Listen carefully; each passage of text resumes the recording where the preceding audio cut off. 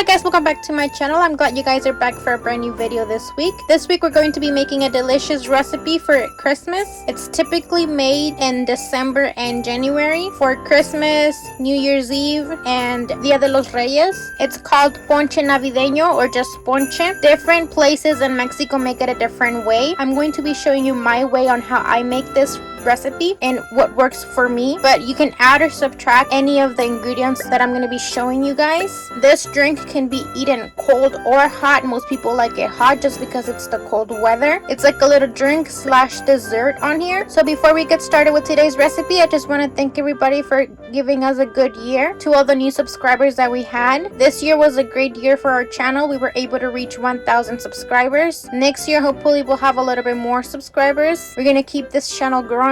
I don't know if this is going to be my last video for the year, but if it is, I want to wish you guys a Merry Christmas and a Happy New Year's. 2020 wasn't the best, but I hope 2021 will be better. So thank you guys for all the support that you have given me throughout the year. And let's get on with today's recipe. For this week's recipe, we're going to be needing 1 to 2 cups of hibiscus flower, flor de Jamaica, 8 pieces of tamarindo, 3 to 4 pilloncillos,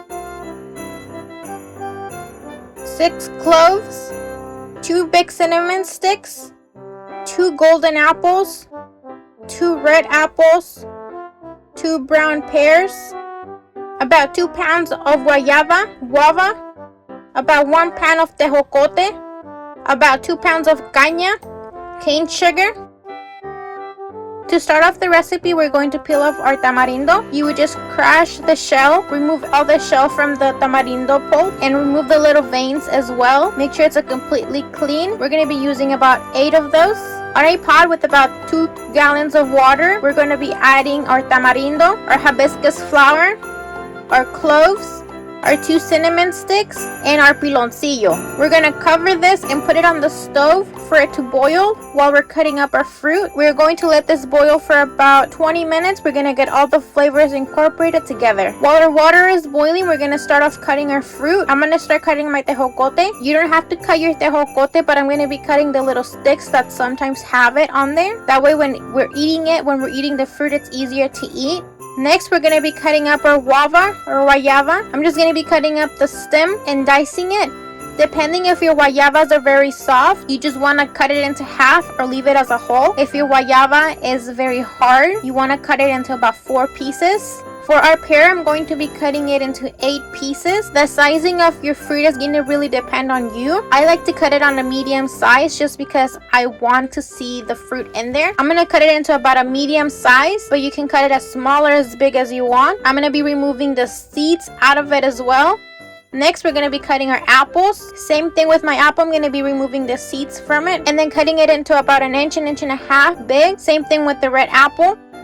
Next thing for our sugar cane, this is going to be the hardest thing that you're going to be doing for this recipe. The sugar cane does take a little bit of time to peel, but I promise you it's going to be worth it. There's 3 ways that you can peel a sugar cane. This is one way where it's just getting the knife at the very top and then sliding it. You really have to be careful with this because when it's round, it's very easily for you to cut yourself. So please be careful with this step. We're going to be cutting those into 4s. Same thing with your sugar cane. You can cut them as long and thin as you want. Just make sure that you do remove the skin very well. The second step on how you do it, or the second way that how you do it, would be with the potato peeler. I feel like this works better if this would be your first time doing it, just because it is a little bit slower, but it feels more comfortable and it's not as big as of a risk for you to cut yourself. The way that I like to do it is I like to shave the sugar cane. I grab it with the knife and I just start peeling it. This way, it's very dangerous just because you're kind of sliding it off of the sugar cane. It's easier for you to cut your fingers. Just be very careful if you're going to be using this method. Also with this method, if you don't angle your knife the correct way, you're going to be removing more of the sugar cane than just the shell. So give it a couple tries. Don't go too fast. Take your time with it. In total, to peel this sugar cane completely, it took me about 15 minutes. So if it takes you a long time, don't worry. I promise you this would be the hardest part of this recipe. When you're eating your sugar cane, you don't eat the sugar cane itself. You just squeeze the juices that are inside. Just put it in your mouth, give it a good squeeze with your teeth. Don't eat the stick,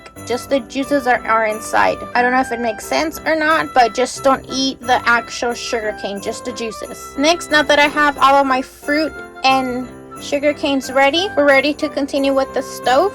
Our tea, our water that we put to boil, it's been boiling now for about 20-30 minutes. We're gonna check it now. All of my hibiscus flower released this color. That's what's giving it a little bit of the redness. The tamarind, the tamarindo released the brown, and our pilloncillo is brown, so that pilloncillo is all melted. The canela obviously is brown, so it's more like a maroon color. If you want, you can add directly your fruit into this, but when you're sipping your drink, you don't want to get the hibiscus flower because it's annoying having to spit it out. You can eat the hibiscus flower if you want to. Most people prefer not to. And also remember, we put the cloves in here, and I definitely do not want to be eating the cloves, so that's another reason why I'm going to be straining this drink. On another pot, I'm going to be having about another gallon of water, adding it to it just because for this recipe I really enjoy the tea. I really enjoy having the drink itself, not so much the fruit. So if you're not going to be drinking the juice by itself, just stick with the 3 gallons of water. I'm going to be adding an extra one just because I really wanted this to be very juicy. We're going to get a colander and we're going to be straining this. Make sure you get all the hibiscus flowers on there. The only thing that I'm going to be putting back into the pot are the canela, the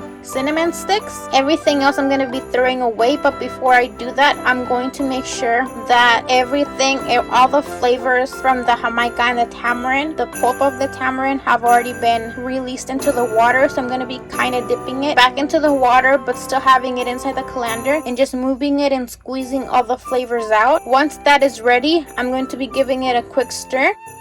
We're going to cover this, and then I'm going to bring this to a boil for about 5 minutes boiling. Once it has already been boiling for about 5 minutes, we're going to open it and we're going to throw all the fruits in there, all of them at the same time. To this, you can also add raisins and plums. I usually do add plums to this, but I forgot to buy them at the store. Raisins, I don't like that much, so I don't usually add them. But if you want, you can. Like I said, every person does their own version of this ponche. Once we put all the ingredients in there with the sugar canes as well, we're going to give it a quick stir and cover it. We're only going to cover this until it starts to boil. Once it starts to boil, we're going to have it boiling for about 5 minutes. After those 5 minutes, your fruits should be soft. The fruits, obviously you can eat them raw, so if they don't cook thoroughly, it's not a big problem. Either way, your fruit is going to stay in there with the water. The water is hot, so it's going to cook more with the steam of the water. I like to half cook my fruit for the ponche and then finish cooking it once I turn off the stove. That way we can continue cooking with the steam. And also it gives the fruit a little bit of the crunchiness to it still. And when you're eating your ponche, it doesn't get all dissolved on it. You still have your fruit as a whole. So once it starts boiling for about 5 minutes, we're going to turn it off. We're going to turn it off after about 5 minutes of it boiling. But I'm going to cover this and let it sit here for about 15-10 minutes. After that, it's ready to serve, or you can just automatically serve it once you turn off the stove. It's gonna depend on you on how crunchy you want your fruit or not. And this is the end result for today's video, the Ponche Navideño, my style. I hope you guys enjoyed this recipe. This recipe is a must-have in a Mexican household for Christmas, New Year's, and New Year's Eve, and Dia de los Reyes. I hope you guys give this recipe a try for your parties, any small gatherings that you're gonna have this year. Like I said, I'm not sure if this would be the last video of this year, but if it is, I just want to wish everybody a Merry Christmas, a Happy New Year's. 2020 wasn't the best, but hopefully 2021 will be even better. Thank you for everybody that subscribed this year. It really does mean a lot to me. I started this channel thinking that not many people were going to subscribe, just keeping my recipes for later on, for my siblings, for my kids, whenever I have them one day, they can see. And don't forget about our roots. In Mexico, you would find a lot of recipes, a lot of Mexican recipes in Spanish, but not many people do them in English. And I want to spread the culture of my country, and what a better way than to show the best food that we have. So thank you guys for subscribing to this channel, for watching all the videos. 2021 will be even better, and we'll see you guys next week with a brand new recipe. Happy holidays. Bye.